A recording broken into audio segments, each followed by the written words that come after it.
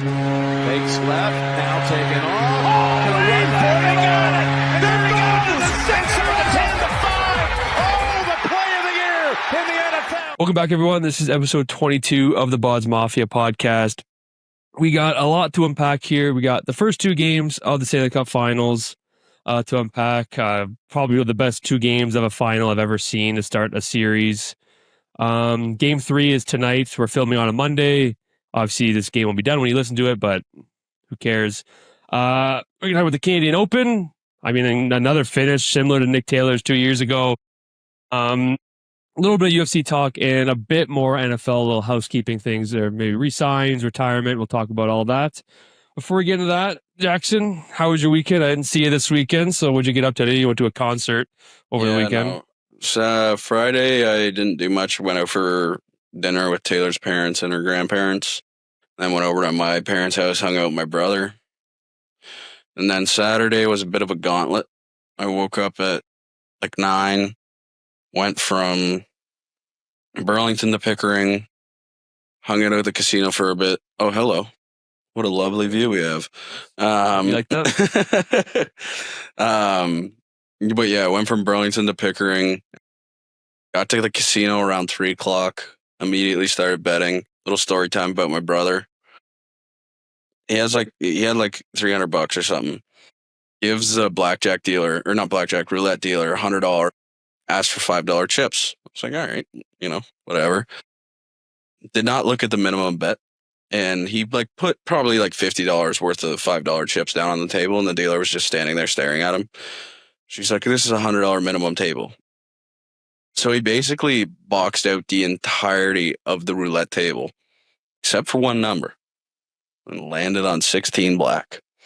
And he lost $100 immediately. Yeah. I was dying. Dude, I was talking about anger issues before this, dude. I would have fucking lost my mind. I was dying. I looked at him and I was like, dude, just take it back. Take it back right now. Yeah.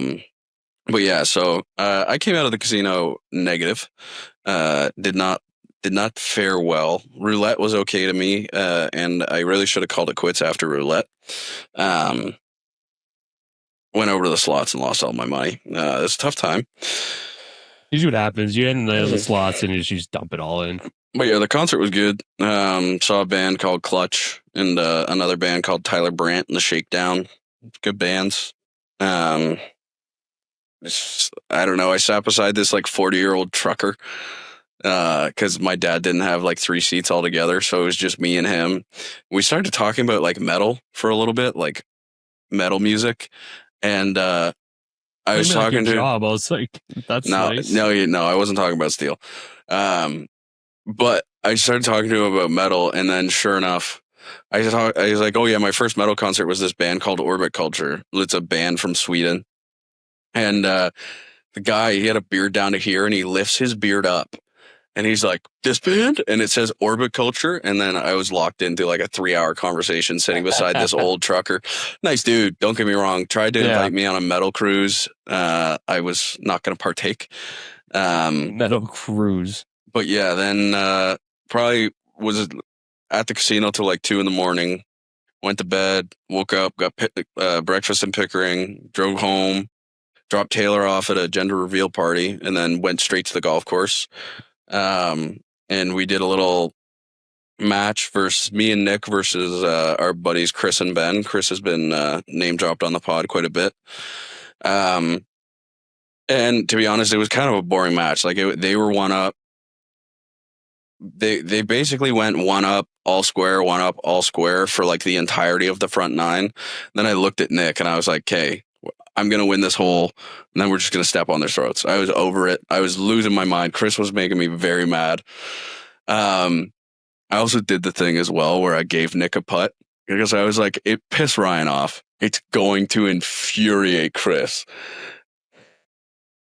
Chris was so mad. I think he gets mad when it involves Nick because those two are very competitive. So if you give it to me, he'd still get mad, but it heightens when it's Nick who. Long story short, we were 2 up going into 16. I gave Nick a putt for double bogey on 16 because I had a putt for par and they both had putts for bogey. And I was like, okay, worst case scenario, we tie the hole. I fucked up. I missed my par putt and missed my bogey putt coming back. And Chris was like, well, I got a bogey. And I was like, well, no. And then I counted his score. And then he was like, but this wouldn't have happened if you gave Nick the putt. Like, you shouldn't have given Nick the putt, blah, blah, blah. And then so I just I was like, all right, I don't care. I gave them the hole. I was like, fine, we can be one up going into 17. A little bit of drama. We tied 17. 18, they had to like win the hole to just even like have an all-square match. Yeah. So Ben and Chris was basically out of the hole at the beginning. He duffed his tee shot 3 yards off of the fucking tee block. There you go. Then duff, short side of the green, and like whatever. But Ben and I were right. So it was old. So it was the par so three. It finishes on a dumb par 3. The stupidest fucking way to finish a golf course, in my par opinion. 3, and the parking lot's right behind the green. Yeah, it's just horrible. And so I had a long par putt because I landed green side in the rough, and Ben landed green side on the fringe. I had a long par putt, and so did he. And so we both put our par putts to like 2 to 3 feet. And I looked at Ben and I was like, you want to just say good? Like, I don't really want to finish the hole missing a par putt and then or a bogey putt and making a double bogey to fucking win the match. Sure enough, Chris was like, no way. Sure enough, I missed the bogey putt. Sure enough, Ben misses his bogey putt. We both make double bogey. We tie the hole, and we fucking win the match. And I looked, and I was like, this is why I wanted to avoid this scenario. But yeah, Nick and I won. We should have won way better. Chris shot 125. Nick shot 101. Ben was like, I mean, that's pretty good for him, dude. He took an 8 on the back 9, and that fucked him. Because on the back 9, he shot 49 on the back 9 and 50 something on the front. No, he shot 48 and 52. No, 49 and 52. So 101. And like he played pretty well. Like if you take away the 8, he breaks 100. So which is huge for him. Like it's Chris huge for him. Sniffing 100. No. So yeah, it was. I don't know. It was fun, but that's why I wanted to start the pod off, because I was sitting there yesterday and we had a match, for those who don't remember, and Ryan got pretty upset with me. And you know what? Like, kind of rightly so, but also at the same time, we're fucking not on the PGA Tour, but I get it. God. Oh my God. I get it. But I did the same. Anything else? Oh, I did the same thing with Chris, because Chris has a temper, especially when it comes to competitive things. And when we played the match last Sunday, myself and Owen texted Chris, and Chris was already mad because I guess they had asked Owen to golf. And we'll get into sports in a minute. But they asked me and him, and we both bailed because we spent so much money on Friday that we both bailed. But I guess Owen gave Chris a laundry list of reasons why he couldn't play. We get on to the 3rd hole. Who drives over? Fucking Owen. That's hilarious. Chris. Immediately, Owen drives away from fucking saying hi to us. Chris, that just makes me so mad. Makes me so mad. I was like, I have a temper, but that wouldn't make me mad. You're already in foursome. Who gives a shit? Owen said, he's like, man, it's a free round. Like, my mom paid. I'm not gonna say no. Yeah, 100%. But I was sitting there, and I said to Nick afterwards, I was like, man, if you really put it to like the test, who do you think has a worse temper? Do you think it's Chris, or do you think it's Ryan? And the only argument I have for you is I think you have a worse temper when it comes to just like everything. But Chris, when it comes to competitive, like anything competitive, I think Chris has you. I really do. I'm okay with that. And speaking of tempers, I had a little bit of a temper tantrum on Thursday. So we'll get to the sports, but I really want to get this off my chest. Me and Nick, the Hebrew Hammer, we played a scramble match. Me and him versus our 2 other friends, Matt and his brother Jacob. So I'm recording. I'm a 17 handicap. Nick is, we give him a 30. He doesn't register his scores. It's like he might have played his 10th. But now, sorry, I don't want to cut you off. But now that I've played a few rounds with him, probably around right. Like he'll have blow up rounds, but I think he'll shoot within 100. Like he'll break 100 this year for sure. No, I agree. So I think 30 right now. I think he's going to get 18 birdies and start actually tracking down his score, which makes things easier. I'm a 17. He's a 30. 20, and his brother Jacob said he was a 15. I was already a little skeptical because I played with him in the past and he played really good, but he says he's a 15. I'm like, yeah, who am I to judge? I've played with you in a while. I'm fine with that. So because I'm with Nick, who's a 30, they were going to give us, I think it was like 6 or 7 strokes they're going to give us as a scramble, right? Because Nick can really play well, or it's just going to be me versus 2 guys, right? Where me and Matt are pretty equal and Jacob's a 15. We start off good. I solo net eagled the second hole on new, and then we just completely down spiraled. I don't know a single 15 handicap that first off has a 2-iron in their bag, but consistently hits a 2-iron 250 down the middle of the fairway every single hole. He's like, oh, I need my driver well, so I'm gonna grab my 2-iron. What 15 handicap fucking does that? So he had that. He had 3 to 4 solo birdies. Matt to do fuck all. Yeah, we lost 4 and 3. I'm not saying if he had lower strokes or a lower handicap, he would have won the match, but at least it would have been more interesting. I was losing my mind because all I needed, yes, I have a temper. All I needed sometimes was validation that he knows, like, maybe I'm a bit higher, a bit lower than what. He says, I actually think I'm like an 18. And I think he's really getting my fucking head because I was so pissed. He's like, yeah, like he called all his buddies and they all said he's a 20 or whatever, which I was like, okay, I'm getting bamboozled here. He's like, yeah, I usually shoot 90 but then he said he shoots 90 from the golds. Dude, we're playing the whites. In what world are you a 15 if you're shooting 90 from the golds? And I was losing my mind. He probably would have shot like a 75 from the whites that day if he played solo ball. And he said he was a 15 handicap. Yeah, that's I just wanted to get that off my chest. I was losing my mind, and it carried over Friday. Me and Matt still kept going at it, but then we had a good night. Went out in Toronto, spent a lot of money. Won a huge bet, $5 bet, won like $250, which was huge. Edmonton still lost, though, which sucked. But and then Sunday, I was still hungover Sunday. It transferred over 2 days. I just didn't want to play. But yeah, that's understandable. Let me also tell you, playing with I'm not amazing. Put that out there. Really not. I think I shot 89 yesterday. Like it's a relatively high score for what I usually play, but also I was more focused on the match than my own golf. Yeah. Playing with these guys. So we're on the par 5, 5th hole, and I hit my drive to the right side, kind of where the fescue is. I hit a 7-iron out. Have probably 120 in. I hit my 45-degree wedge just over on the left side of the green, and I was right beside a willow tree. And I had probably 20 yards.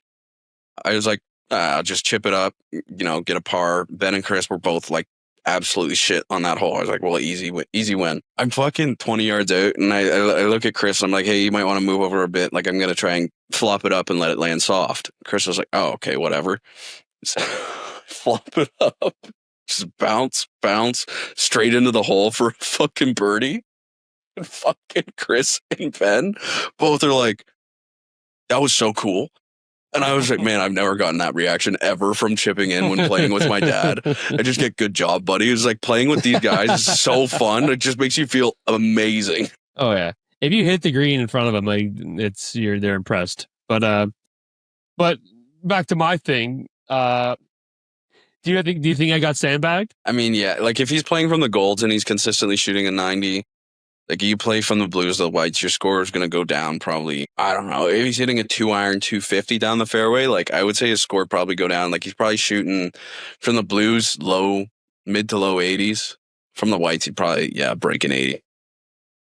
Yeah. So hey, I'm not saying again. We lost the match 4 and 3. Nick didn't play his best, but he had some holes. He struggled off the tee. But I just need validation, and Jacob and Matt were just making it worse. So fuck them. Also, we won the match. Nick shot 101 from the blues on the old course. That's what I'm saying. Like he has cleared Chris by a mile. Why now. Chris wants to continuously play the Blues just makes no sense to I don't me. know. I'm a bitch. I play the Whites most of the time. If it's a scrambler or something else, I don't mind if it's depending on the conditions. But I don't know. My thing is if you're above a 15, 16, like, I don't know. Yeah. You're not going to learn how to score any better. Like, I don't know. But I get it. Sometimes you want to see the course. I don't mind playing booze every now and then. But learn how to score, learn how to consistently get out the tee, and then you can challenge yourself a bit more. All right. We've talked about our weekend we long talked enough. about our weekend enough. All right. Stanley Cup Finals, game 1 and 2. I think I said at the beginning, probably the best 2 opening games of a Stanley Cup Finals I've ever seen in recent year. I can't think of anything better. The atmosphere was fucking insane. The crowd was ridiculous. Both games went to overtime. Game 1, this little breakdown. Leon, early goal. I think it was like a minute in. This Wallman shot from the point, who I thought looked awesome that game, and arguably all series so far.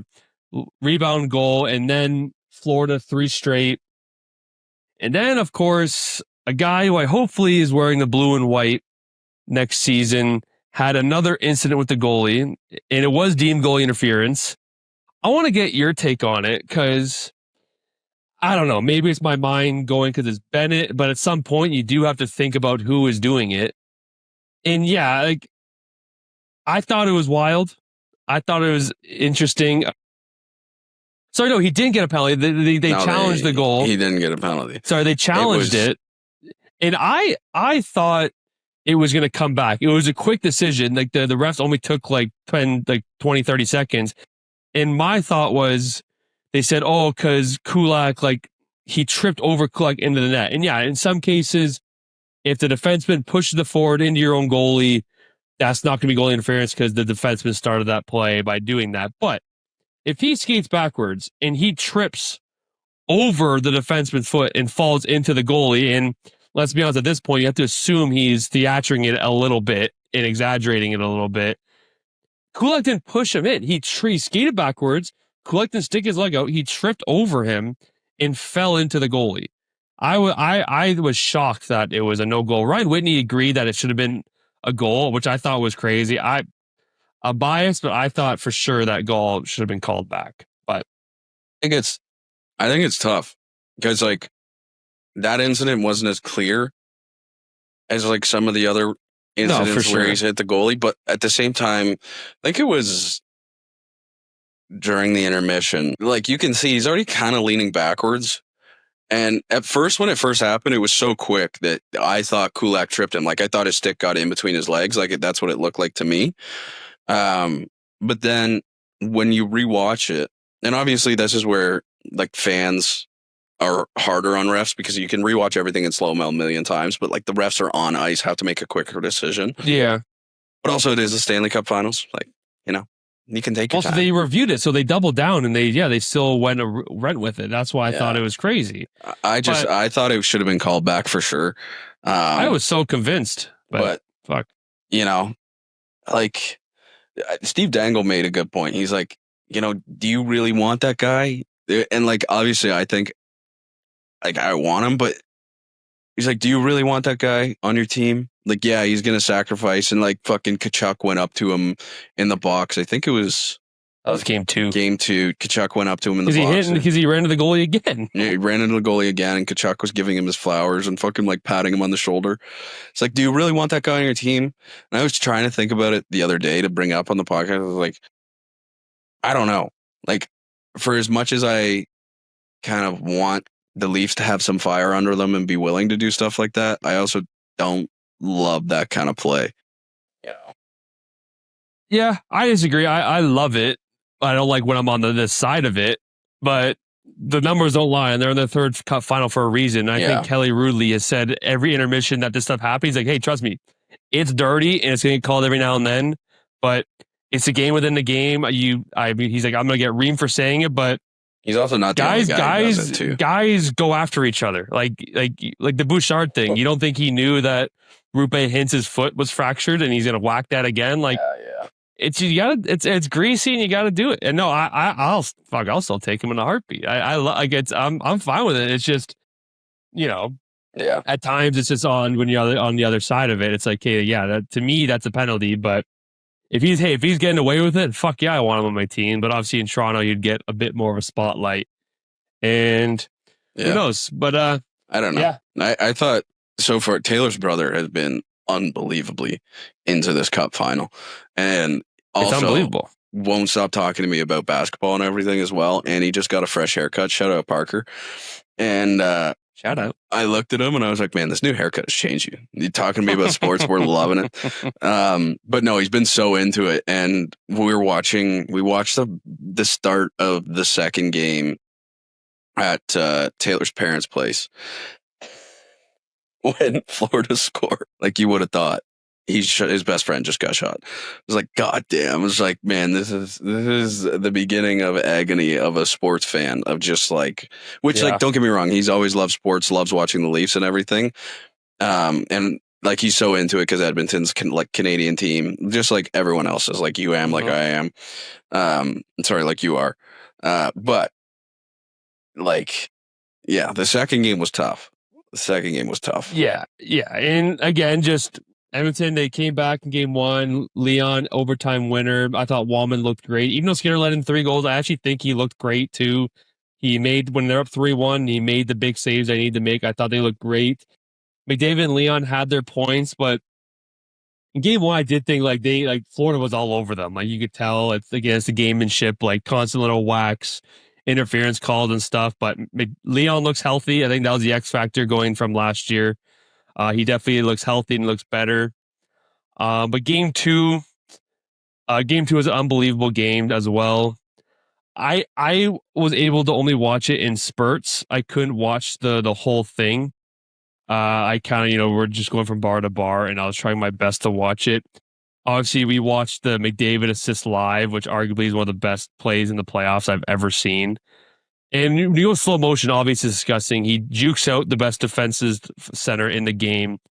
Then he just toe drags an elite defenseman and then just cross ice dot to Leon. It's one of the craziest plays I've ever seen. All right, we're back. Sorry. They're good. Hear me? Yeah, I can hear you. Sounds a bit different. Your mic is coming from your camera. It says communications microphone next ago. Fuck. All right, give me 1 second. I don't know if I can change it here. You may have to do it in the loading lobby. Yeah. Better? Yeah, that's better. So, like that, I think people don't understand how good that McDavid assist actually is. Like, obviously, you see it live. Watching it live, I don't think we were in Kennedy's apartment, or we were in Ben's apartment, and we just exploded. It was insane. In slow motion, it obviously looks insane, but the fact that he's the fastest player in the world, again, he deked out 3-time Selke winner. He just won his 3rd Selke, and he deked out also Aaron Ekblad and just threw a dot cross ice to Leon. It's probably the greatest assist or play in the playoffs I've ever seen. And that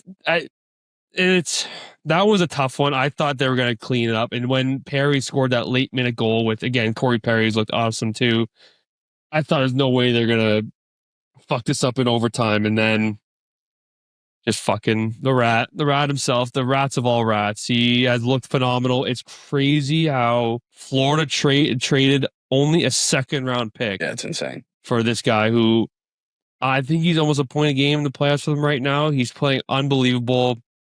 And again, it wasn't even like a clean breakaway goal. Like he faked on it, kind of went off his stick or kind of went off another skate and everything. It just shitty balance. But honestly, I'm so confident in Edmonton. I think they still look really good. I think they look like the better team.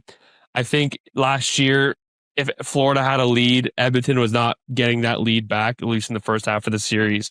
Edmonton's never out of it. I think they look like the better series. Their health is in question. I'm sure both teams' health are in questions. Obviously, Reinhart, Mikula, a lot of guys on Florida are battling stuff. Obviously, Nugent Hopkins is a game time decision for tonight. Obviously, when this releases, we'll already know. But yeah, he practiced today. Hopefully, he plays because he hasn't looked his best in these first 2 games. But I do think that if he plays, that would be huge. And Greer is back in for Boakfist for game 3. So we'll see how that changes. Game 3 is back in Florida. But yeah. Yeah, I mean, I don't know. I kind of need to just see game 3. This is kind of how I saw it going a little bit. Like, I was hopeful they were going to go up 2, but I didn't see Florida losing 2 straight, especially in the Cup final. I think they're going to go back. Like, I hope Edmonton wins tonight, but I have a feeling Florida may, keep the momentum, and then Edmonton will win Game 4, and it'll be split going into Game 5. I mean, Edmonton, obviously, they need to split. Like, that's just obvious. I can see Florida getting the momentum, and if Nugent Hopkins doesn't play, I can see a Game 3 win going up 2-1. But then Edmonton getting a huge win in Game 4. But they need to split. I made a note here. Again, he's a player that you need to win, and he's a hell of a player. But to me, Tkachuk might be one of the dirtiest players I've ever seen. Like, I have so much more respect for his brother. I may not have shown respect during the series that we're doing the podcast. And, well, that's because I call a guy overrated. Doesn't mean I don't respect what he can do and everything. I think that when I called him overrated, it was more how people were talking about him, how he's like a top 5, top 10 player. But doesn't matter. Like, it's just so many little plays he does. Like, again, it's you want him on your team. The same thing Bennett does. Just all these plays, like, I don't know who it was, but they're in a scuffle. I think it was Frederick, and he grabbed his stick, and he just shoved it, and he just keeps shoving it in Frederick's mouth, like a stick, and like hard, and pushing it. And it's just, he drives me nuts. But again, you got to give the guy player. He's been there 3 years, and they've been to the 3 Cup finals, right? Like, I was singing his prayers. He hasn't done too much on the stat sheet. A lot of their top guys are. That's why I was hoping Edmonton would go up 2-0, because Barkov, I don't think, has a point. I don't think Tkachuk might have 1 point. Marchand's been kind of their best player. That's why they really needed to go up 2-0. I still they're in a good spot. I think Skinner is playing how you need him to play. I know people are going to say, oh, he let in 3 goals and 4 goals. He made huge saves. The goals are what are you going to do? Like, I remember in Game 1, it was the goalie interference, which I still think is goalie interference. And then when they challenged it, it was the Marchand one-timer on that same power play from the challenge. And in Game 2, just, what are you going to do? I think he's looked good. I think he played a lot better than he did last final. I think last finals, he was kind of that piece they needed a bit more, or I think he's playing a lot better this time around. So we'll see how Game 3 is. And because my Game 3 is my lock of the week, I will just announce what it is right now. Just give me a second here. And I won last week's lock of the week, so it was just Edmonton Game 1 money line, which was massive. Did you win your lock of the week? I don't believe so. So we are now tied in our lock of the weeks, which I think we're like 4 and 100. 4 and 17. 4 and 17, which is not good. But yeah, I gotta just log in here. Yeah, mine is gonna change. I believe I'm gonna change the name of mine from lock of the week to do not take this bet. It's getting bad. It's getting bad. I feel like we know ball, but it's just it's. Let me tell you, when it comes to football, lock of the week may get a bit better for me. Hockey has been a little tough. I wish I was better. I don't know. She's parlays. I know. I can kind of sense. I don't know. I know what I'm gonna say. Whatever. I got McDavid. Pretty simple. McDavid assist. Bouchard a point, and both teams to score at least 2 goals. I don't think we're gonna see a 2-1 game at all this series. Bobrovsky's a lot better goalie than Skinner is, or at least in my eyes. But with Edmonton's offense, I don't think you're ever gonna see them not score at least 2 goals a game. So $10 to win 30. Let's kind of get on a little bit of a train here with the lock of the week. So. Mine is also on the game tonight. Kind of tough. Emerson probably be a little upset. Here we go. I got Panthers money line. McDavid 2 shots on goal. Draisaitl 2 shots on goal. I think that Florida is the favorite tonight, which they are. They're minus 140. Like, I can see Edmonton winning tonight. I really can. I think they're going to be fired up after an overtime loss, especially a close game like that. But I don't know. I think there's just the atmosphere in Florida. We kind of dogged their arena, but for every playoff game, it's just continue to go up. And for it being the Cup final, I think it's going to be rowdy tonight. And I think Tkachuk is going to be hunting. And and I mean, again, their best player, who Barkov, I do think McDavid and Draisaitl are basically 1 and 2 best players in the world, but Barkov's right there. And I know McKinnon is a hell of a player too. His last few years, he's really taken over. But if someone told me honestly they think Barkov is the best player in the world, I wouldn't like. It's McDavid's McDavid, but like for what Barkov does on all aspects of the game, like he's a horse. Like you can't get the puck off him. He's the best defensive center, and yeah, he's not putting up 3 points a game like McDavid and Draisaitl are, but he's the engine of that team. He's the best player on that team, and I mean for a team that's been in the 3 straight Cup Finals, he's their best player. Definitely, it's hard. It's a hard decision, but. For my bet the farm, which is all on this game. I like that. Yeah, I think we just do a bunch of games, which I was one game away last week. You know what fucked me? I was one way away from doing $5 for, I think it was like 500 I would have won, maybe even more. I think it was actually like 1,000. And the one team I was so confident in, the Dodgers got killed by the Yankees. Destroyed. Dude, and I changed my lock. Before, it was Yankees destroyed the Dodgers like 18-2. And I was like, oh, I put the Dodgers in and they fucking got killed. I changed my lock because you fucked me a little bit there. Here we go. Because you told me as I was doing it live, which I'm going to do it live again when I do my bet the farm. But you told me, you're like, yeah, they got fucked. They got killed last night. And I was like, all right, I'll change it. And as soon as I changed it, it was the one team as well for me. And it is 100% on you. Yeah. Oh no. Oh, here we go. Little anger. We should do like an anger counter, like every pod. Oh, and it was funny because like Nick was on my team too. So Nick probably couldn't stop laughing. An angry guy. So yeah, he said he's like, yeah. But my bet the farm, I got Edmonton money line. McDavid, Draisaitl, Barkov, and Bouchard all a point. Draisaitl over in shots, Bennett over in shots, Rodriguez over in shots, and both Skinner and Bobrovsky over in saves. $2.50 to win 115. Jeez, it's not bad. Yep. Yeah, I'll wait till the end because we still got to get through hockey. I'll wait till the end. Yeah. I think that's what I'm going to Game keep 3 waiting. tonight again. When this drops, we'll already know. But Game 4 will be Thursday. Game 5 is Saturday. Game 6 will be next Tuesday. And then Game 7 will be the 20th, which I think is the following Thursday. Yeah. So this is my penalty box. The schedule for the fucking Stanley Cup playoffs. It's the Stanley Cup playoffs. You have one game on a fucking Saturday. One game. Are you fucking kidding me? Oh, and the finals, like only one of the games is on a Saturday? Yeah, I know. It's the final series, and you have one game on a fucking Saturday, which there's probably people who will school me about, why it's like that, but I don't give a fuck.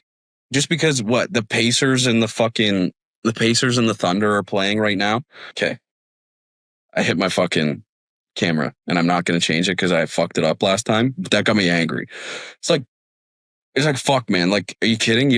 It's the Stanley Cup playoffs, and yes, I get it. The basketball is going on as well right now, and there's definitely a big market for basketball in the States. But it boggles my mind. You have all these games on a fucking Tuesday, a Thursday, a Wednesday. You have one fucking Saturday game, which it is Game 5. That's great, but like, you would expect if you're going to have a Game 7, would you not cycle it so that you could have it on a fucking Saturday? Yeah. The funny thing is too is it's the games for both these finals are pretty spread out. I watched both games of the finals. They've been pretty interesting. I hate sometimes I have to wait 3 days to watch a game, but I also understand the health of the players at this point in time, but I think they'd rather just get it over with. And the travel, I mean, going from Edmonton to Florida is pretty fucked, but yeah. That's hopefully Edmonton has a win tonight, and then they'll have a game Thursday. Hopefully we can get a pod in. I mean, honestly, I hope we can talk about a victory next podcast. I really do. Obviously, I want shit to talk about, but end of the day, I'd be more than okay with just then us talking about a victory next pod. But I think next time we'll be talking, it will be a Game 6. Talking about a victory, like who can win that Game 6, because Game 5 will be done with, and then the Tuesday will be the Game 6. But a little housekeeping notes, kind of the end, kind of hockey talk. Gord extension with Tampa Bay, 6 years, 2.33 AAV. Definitely a little bit of cap circumcision here. I mean, he's a bit older. But he's a heck of a player. They got him at the deadline. He's already played with Tampa. He's a player I was kind of interested in for the Leafs getting. And yeah, people was like, oh, he's 34, signing a 6-year deal. Where the cap is going 2.33, that's penny money. So I think players nowadays, especially he's signing in Tampa, so no state tax, getting that term and getting that guaranteed money, I think that's good for both sides and definitely a good deal for Tampa. I think I already mentioned it, but Barkov won his third Selke. He's one of 6 players to win 3 or more Selkies. Could you? I don't know if you have the list. Can you name one other player that's won 3 Selkies? Or I've already looked at the list. You got to name one. I'm looking at the list, but like I'm trying to think if I didn't look at the list, if I could. No. You could name the guy who has 6. No, I don't think I could. Because here's where. What do you know right now? Well, obviously I'm looking at the list, so I could name it. Oh, okay, yeah. But I'll say the list. I'll say it. So Barkov won his 3rd, and he also won the King Clancy, which I think it's best exemplifies leadership and contributions on and off the ice, I'm pretty sure. So good for him. I love Barkov. So a hell of a player. Good for him. So Datsuk's won it 3 times. Yuri Lettinen, a legendary Dallas Stars player who won the Cup with Dallas in 1999, I believe. Guy Carbonneau, Bob Gainey. Carbonneau won it 3 times. Gainey won it 4 times. Both Montreal Canadiens legends back in the 70s, 80s, and I think early 90s maybe. And a player who I'm pretty sure you would get, but I don't know. But Patrice Bergeron has fucking 6, which is absurd. This is where I was going to say, like, we talked about this before, but naming it, like, I like the fact that they name it after different things, but like, real, I don't think I could tell you what the Selke, like, I couldn't go through a list of the NHL awards and be like, this is what that means. Like, yeah, you don't know what the Selke is? I don't know who the fuck Selke is, if that's what you're asking. I couldn't fucking tell you. No, I don't. Like, is it best defensive player? What is best defensive forward? Yeah. See, no, like best defensive forward. How many? Let's do this right now. This is not scripted. How many NHL awards could you name? Well, the Selke. That's good. Bingo. That's 1. Yep. That's good. Rocket Richard. Yep.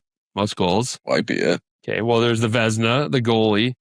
Fuck, I could have got that one. There's the Hart, which is the MVP. There's the Calder, which is the Rookie of the Year. Nope. There is the James Norris, the Norris Trophy, which is Defenseman of the Year. And the rest, I wouldn't. Like, there's the Jack Adams, which is the Coach of the Year, which Spencer Carberry, the coach of Washington, won. I think pretty much expected. Yeah. See, right, I would ask you to do the same for football, but it's just MVP, Offensive Player of the Year, Defensive Player of the Year. Yeah, I could name those. Yeah, imagine that. Yeah. Imagine it's fucking easy. Oh, then another one, Kucherov, he won the Ted Lindsay, which Ted Lindsay is the best player voted on by your peers. Because usually all the other awards are media. Ted Lindsay is kind of a one that's kind of arguably most wanted, because that's like your peers thinking you're the best player in the league. So Kucherov won that. Not, I shouldn't say surprised, because he's definitely deserving of it, but I don't know, I thought McKinnon or Makar were going to win it, but that was like an Ask Bob segment for me. I'm just going to get ripped.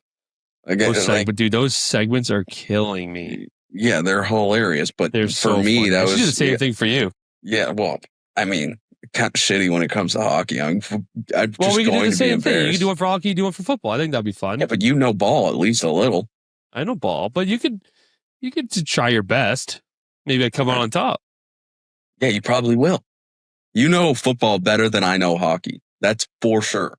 Yeah, that's fair. But you can really stump me then. I don't have to give you ridiculous questions. Like I could say, you're an asshole. You're an asshole. When was the last NHL lockout? Chicago won the cup that year. There was a lockout. I remember talking about it, but maybe 2018. No.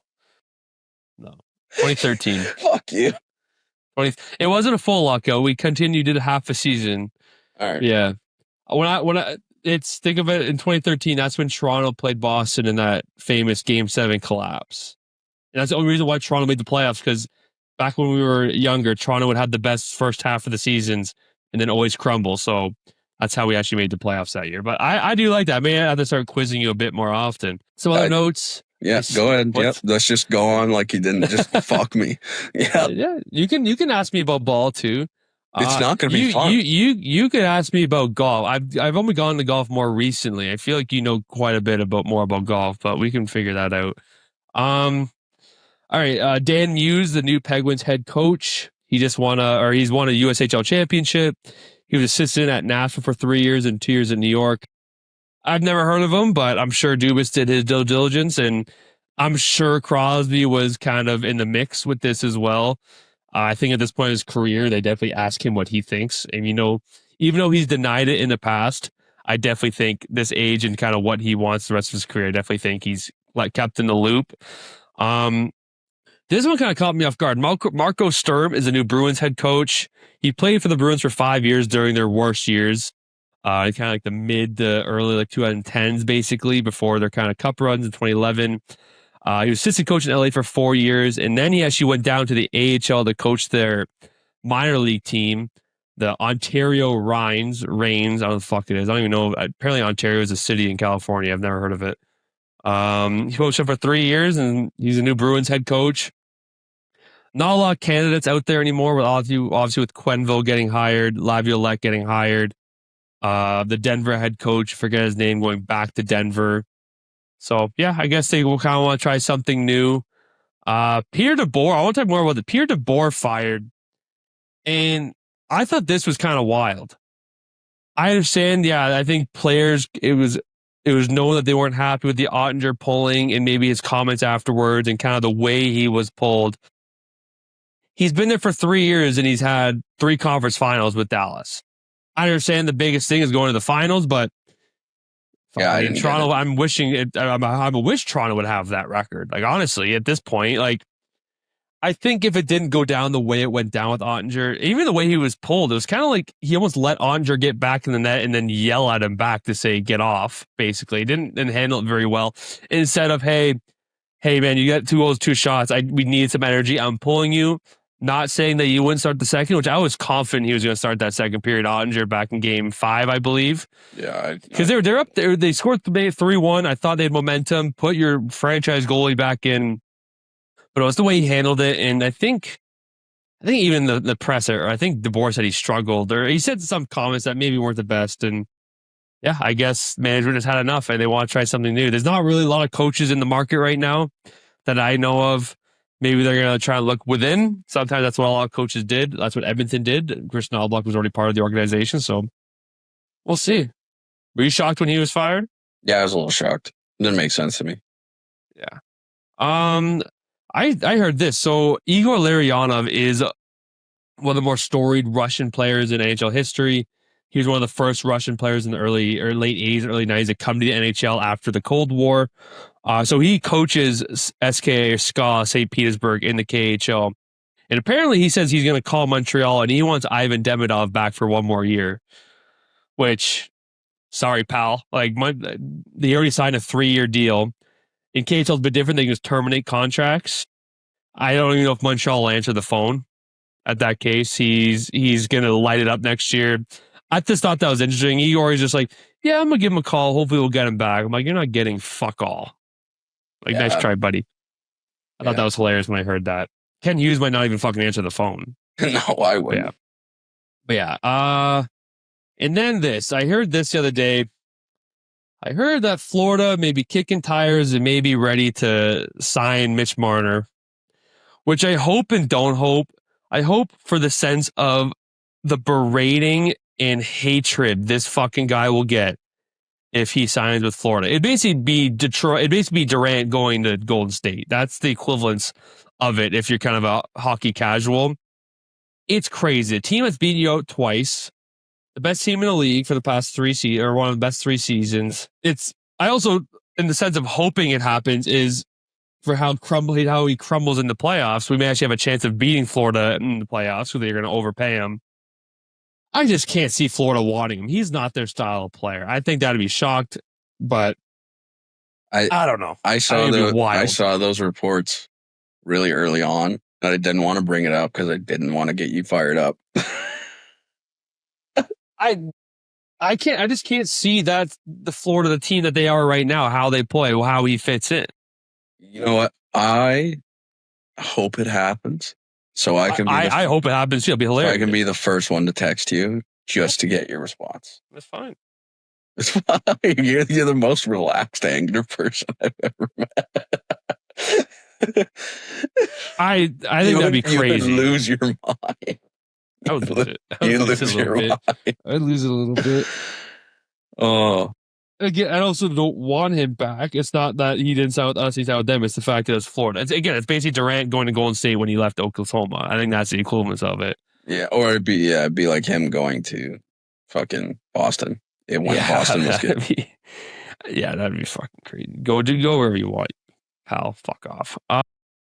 And lastly on him, apparently there was a 3-team trade that fell through the deadline. It was Carolina, Vegas, Toronto. I think it was likely written into Toronto, which that sucks. Marner to Vegas, and Carolina will just get a buttload of picks and, cap space and everything like that. But it kind of fell through. Don't know how, didn't really talk about how it fell through, but that's what Elliot Friedman said. Obviously, there's rumors about, obviously last year we were trying to get Marner for Theodore, which would have been unbelievable. That's kind of a perfect piece for us, but I think Vegas, they weren't willing to, they decided to do a long extension. That's kind of why we said no, but yeah. But final little notes here. So the NHL Combine, it went on this past weekend here. And like all combines and not just hockey, there's leaks that come out of questions that these GMs ask these kids. And I want to ask you these questions. And I want to see how you answer these questions. They're not that crazy, but I'm interested to hear what you say. There's a bunch, so don't take your time too long, but I want to hear what you have to say. Are you ready? Yeah. Don't look at the questions though. Scroll off. Just look at me. I haven't even want you looked to be at them. surprised by his questions. Are you ready? Yeah. All right. This is one that's pretty common.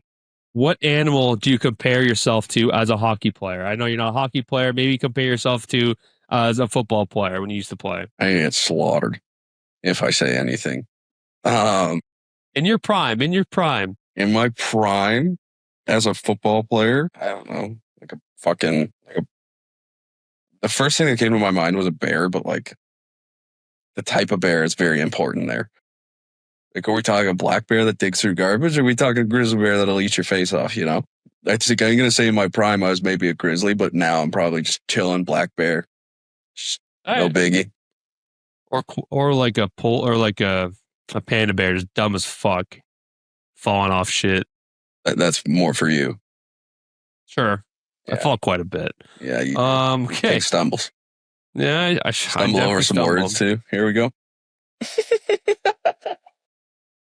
This one's a bit deeper. What do you want to be known for at your funeral? Jesus Christ. They ask They get that in deep. the interviews? Yeah, they get deep. They get deep, man. Like, I don't know, that I'm just a kind person, care for other people, put other people before myself. You're not getting drafted. Would you rather be better than everyone else or the best? See, okay. Doesn't make any sense. Seems like a trick question. If I was in this interview, I'll answer like I was in this interview. Like, would I rather be better than everyone else or the best? If I'm better than everyone else, I am the best. So first overall, baby. Okay. This is a long one. This was kind of weird. There's a 50-50 chance of a 20-foot python who hasn't eaten in 5 months is in the hallway. There's 5 of us in this room. Which one's going out there? I would say not me. Me, I guess. What, a python? What? Like, you think I'm scared of a snake? 20-foot python? You're not scared of that? What, in a hallway? That's not its natural environment. I can run faster than that. You think you'd survive a 20-foot python who hasn't eaten in 5 months who's like right outside your door? Or 50-50 chance that's right outside the door in the hallway? Okay, well, first of all, what's in the room? There are weapons in the room? So they do interviews in like office buildings. So you have chairs and stuff. All right, easy. Take a chair up, block you're getting yourself. Smoked in 5 seconds. You're getting smoked. No, I'm not. Yes, I got light on my feet, little two-step over the python. Well, you're dead. You're dead instantly. Yeah, you're dead. Next one. This one's kind of fucking weird. What would you rather have, a poem or a gun? In what context? That's the question. Answer the question, or don't get drafted. Not a big gun guy. but also I'm not a big poem guy. Well, then you gotta say, like, are guns legal where I am? Like, do I have a license? Like, you gotta ask the right questions. In this instance, you have to go quick on your feet. I think I just jump for the gun and hope that they realize I'm authoritative. All right, respect. Would you take a $10 bill on the toilet seat or a $50 bill in the toilet? If you don't think I'm snagging that $50 with ease, like, You're getting a $50 wet bill. try it off, baby. You're nuts.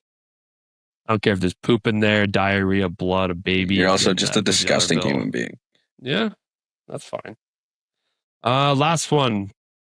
This is like almost like an Ask Bob one. How do you describe the color blue? I feel that was close. That was That was a little close. Almost a bleep. Buffalo Bills. There you go. Yeah, so I think NFL questions are honestly like a bit weirder, or maybe they're very similar. No, I feel like NFL interviews are more like specific plays, like especially if you're a QB or something. Yeah, they go to the board, but NFL questions are like an offensive coordinator will draw up a play on a whiteboard. yeah, Quarterback will look at a play, erase the play, have the quarterback rewrite it. Do the same thing with a receiver, except be like, what are your options? Like, NFL questions are more triggered towards strategy of the game, whereas NHL questions are just NHL might be the crack whore, not the NFL. Yeah, I think all these NHL questions are trying to, even though I don't know what these questions have to do about character, but that's kind of what they're asking for.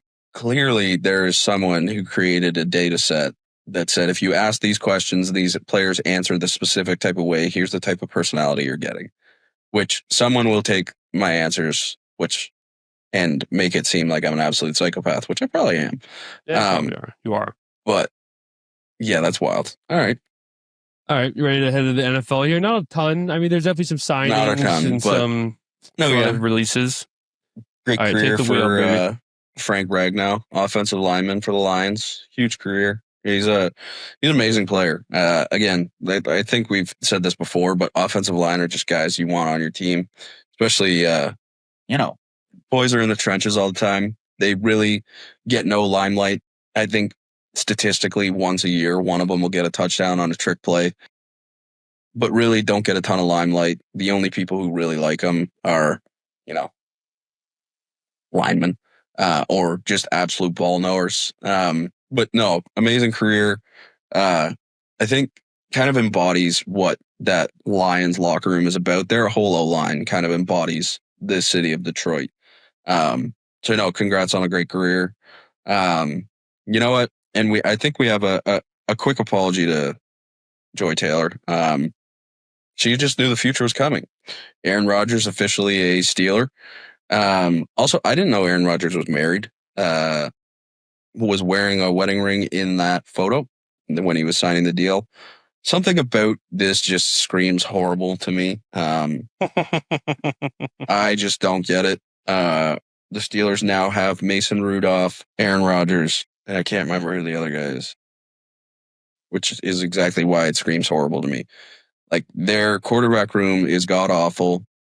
George Pickens seems unbelievably happy to be out of Pittsburgh. Mike Tomlin's an amazing head coach. Never had a losing season. I don't get it.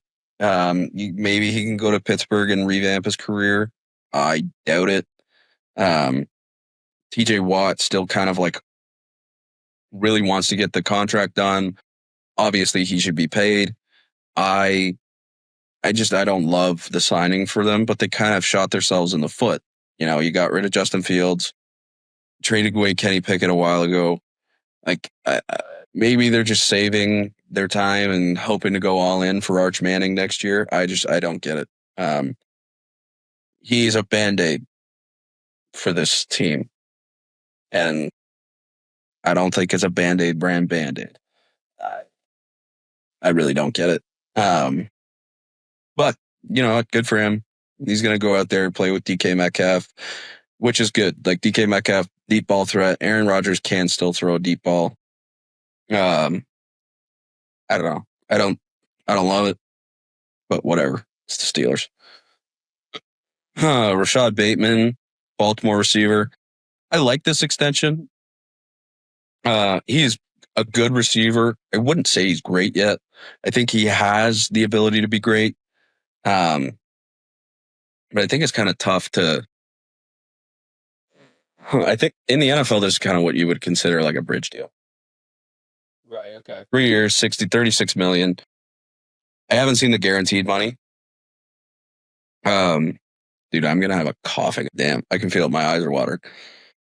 You might have to take over here for a second. All right. Yeah. Yeah, take over. Yeah, I agree. Like he, not flashy enough, not too flashy, but I think it's a good deal. I think he fit well into that system, and yeah, I agree. It's kind of just like a bridge deal there. Yeah, get that Celsius down there.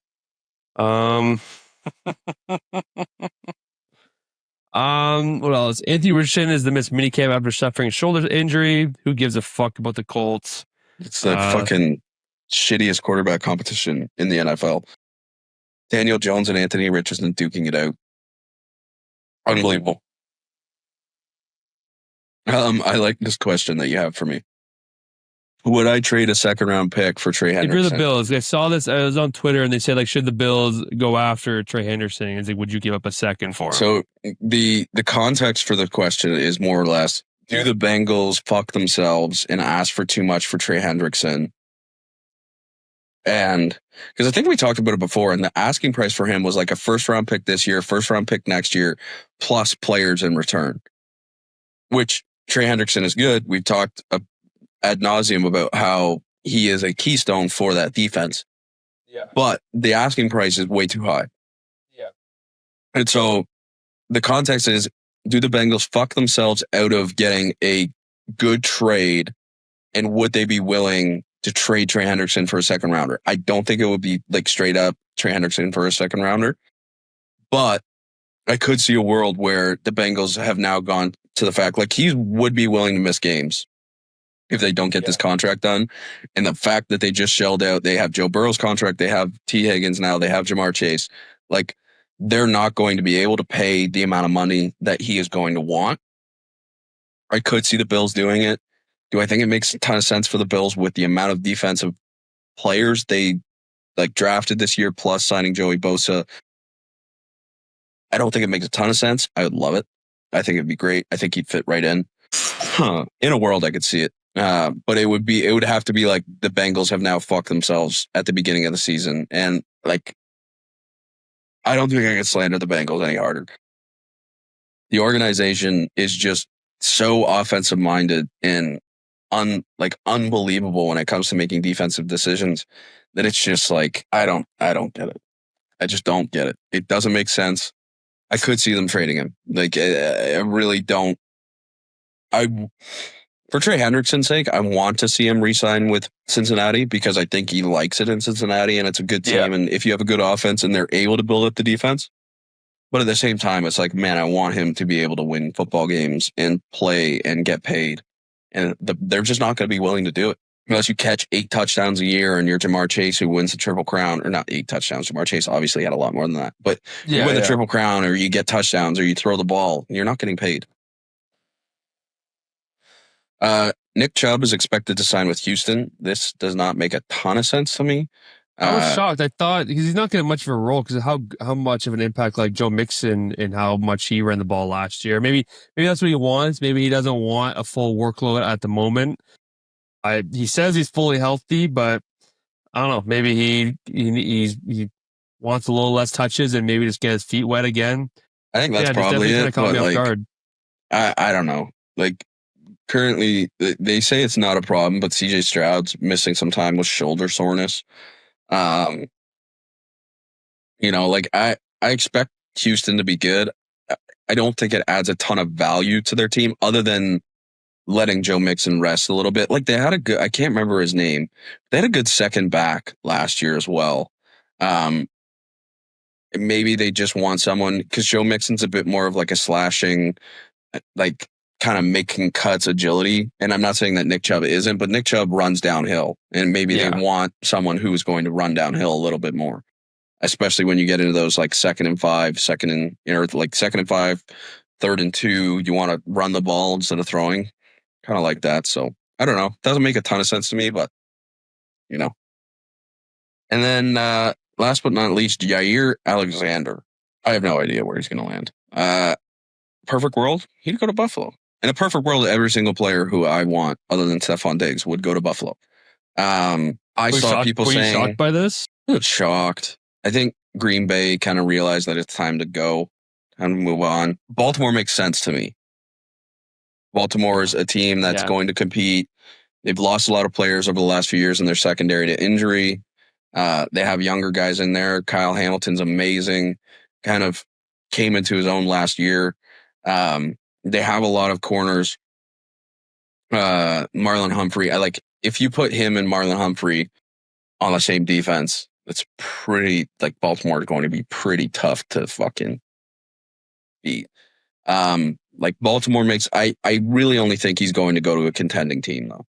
I don't think you see him going to Carolina, the Bears. I think the Bears can contend. I'm not saying the Bears can't, but I think a team that is their Super Bowl window is next year. Yeah. The Bills, the Ravens, the fucking Chiefs, that would suck dick. I don't know. I think any one of those, you can kind of pick your poison of all those teams. Yeah, I don't know. I wasn't shocked by it though. I think Green Bay. I don't think Green Bay has been forgiving in the moves that they've made. In signing or drafting Jordan Love, not letting Aaron Rodgers know they're going to take a quarterback. I don't think they've been forgiving in what they want to do with their team. They want to play winning football. Yeah, I agree. All right, we're going to wrap up here with some PGA and a good old Canadian Open at TPC Toronto. So Jackson, he's won back-to-back weeks, so I'm now 11-8. No real high or guys who kind of in the top 10 here. I had Rory who got cut. He shot a fucking horrible 78 in round 2. It's his driver, man. He's struggling to find fairways. He had a quadruple bogey in round 2. Matthew Pavon. Did you see that?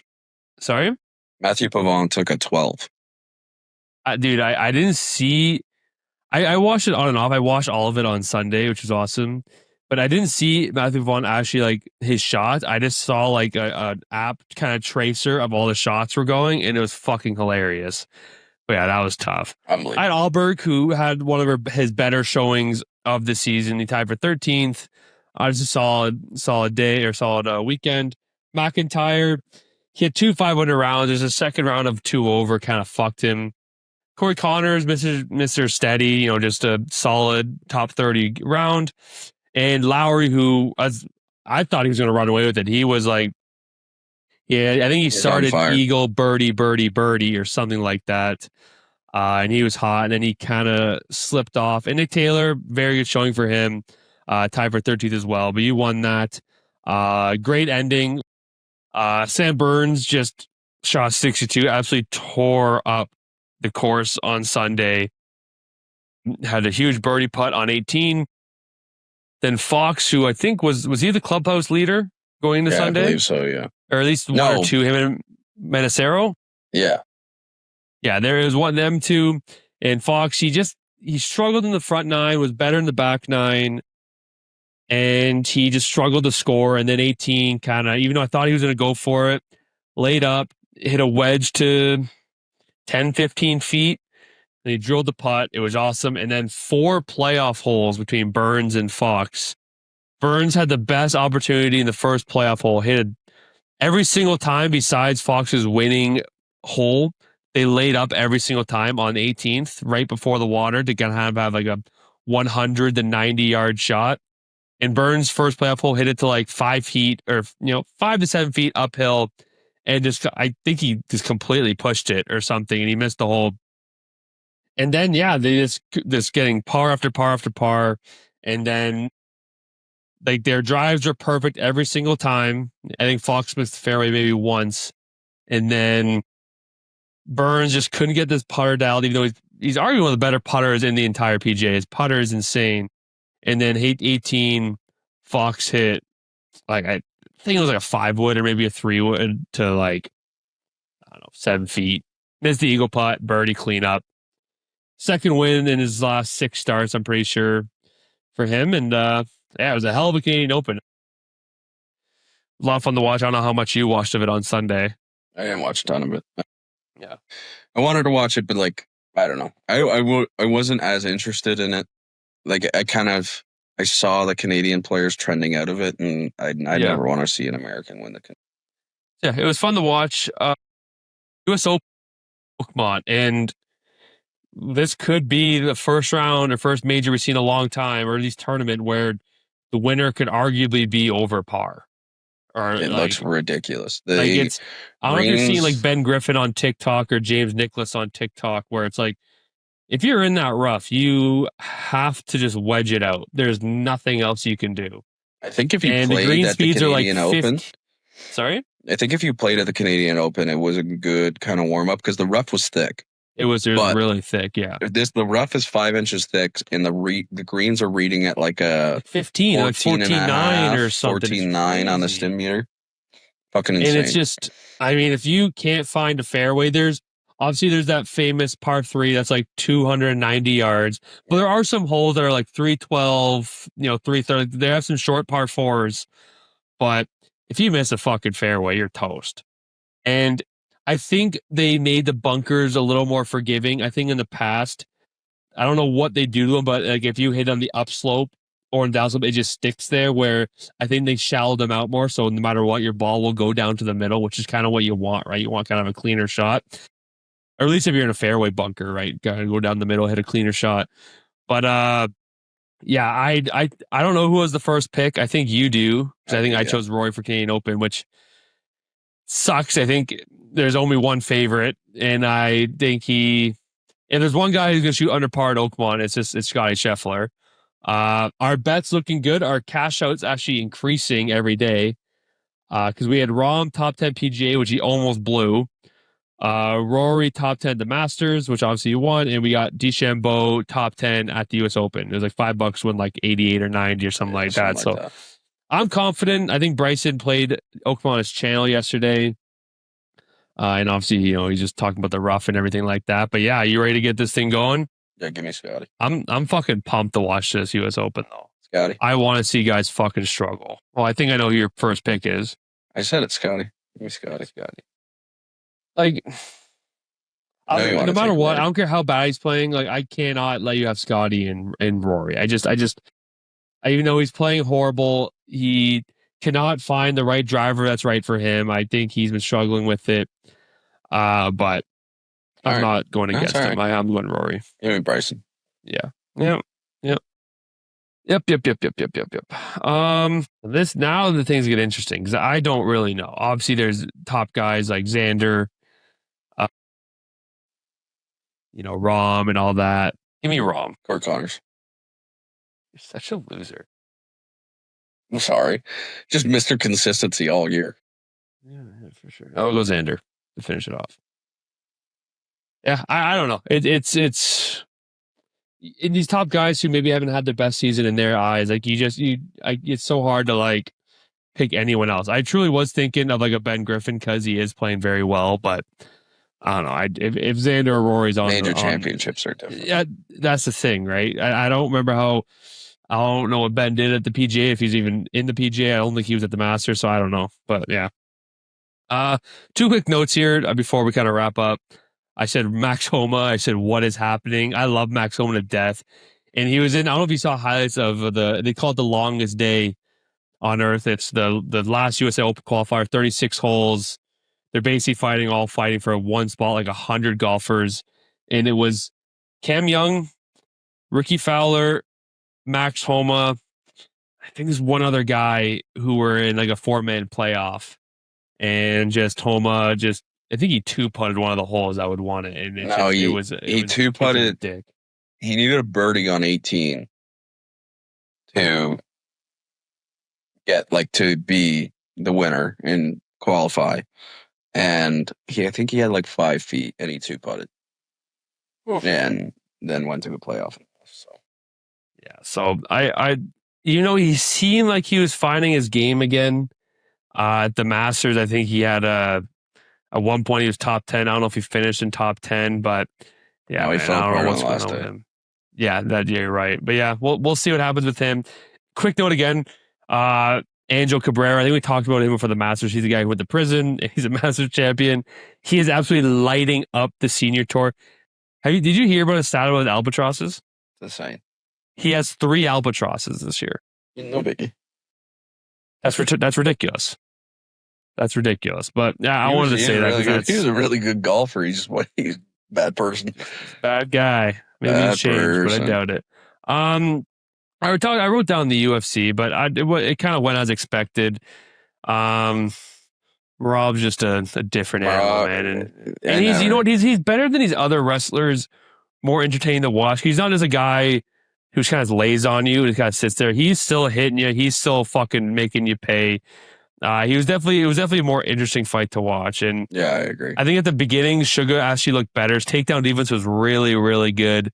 But then as soon as Marab got him on the floor, yeah, I never saw it going well.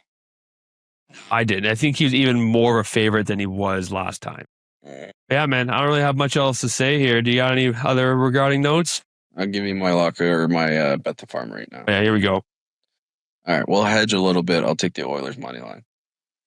We'll go McDavid a point, Draisaitl a point. Shots on goal, McDavid 2, Draisaitl 2, Bennett 2, Shard 1, Reinhart 2. Then we'll go over to goal scorers.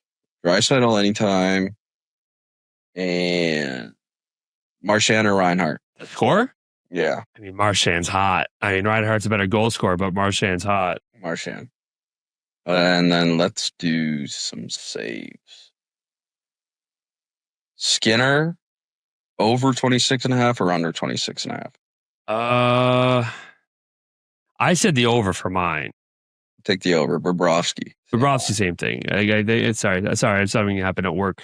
I got the over. I got the over for Bobrovsky. I think no matter what, Edmonton's going to get at least 30 shots on net, and if they score 4 goals, that's basically over. So I got that. Right. Let's see what the odds are. Okay, we're only at 6,500. That's not horrible. Mine was only 45. We'll take $5. Win 330. There you go. All right. Yeah. I mean, hopefully we got Oilers dub, and hopefully, honestly, by next time we talk, hopefully we have a championship in Canada. That'd be awesome. But if not, hopefully next time we talk, maybe we're talking about Edmonton winning the next game, and hopefully that's what's gonna happen. Yeah, man, it's good to see you. Maybe we'll get a little twilight round going this week. I got my golf game going. It's been a little bit better, but I get that thing dialed in. Maybe we're gonna have a match between anger management class. No match between me and you. I want full anger. No shots, straight up. If you want, I want full anger. No shots, straight up. That's not gonna happen. What are you talking about? We're not straight up. We're even. Why do you get shots? Not even. What are you talking about? I'm a 17 handicap. What are you? I shot 89 last week. Yeah, I shot like 102. Like, what are we talking about here? How many shots do you want? Like, I don't know. What's your handicap? Like a 13 or 12 or 13? Probably a 12 or a 13. Okay, then let's do the fucking math. Like 4 or 5. Fine. What are you talking about? We play at Mount Nemo. What are you talking about? But we play at Mount Nemo. Okay, it's Mount Nemo. You give me 10. That's your track. That's your fucking kidding. That's your track. That's your home track. I haven't played there since fucking like. I haven't either. No, but okay, fine. Give me 5 then. We'll do 5. We'll do 5. Mount Nemo. Like, I don't know. Like I broke an 80 once. It was at Hidden Lake, new with you in the rain. Every round I've shot over 90. I played well with Nick. I think I probably would have shot under 90 with just my own ball. But if you're not consistently breaking 90, then you can have some shots. I keep all my scores. I have a true handicap. I'm 17.3. Straight up. Get that fucking shit out of here. Have a good day. Fuck off. Sorry, you want fucking shots. Yeah, sorry, you want to fucking cheat. What's the whole point of handicaps? What's the whole point of it then, dumbass? Fuck you. Make sure to follow Buds and Pucks on X, TikTok, and Instagram, as well as Buds Mafia on YouTube. Comment, like, subscribe, as well as Spotify and Apple Podcasts. Fakes left, now taking off. Gonna run for it. They got it. There it goes.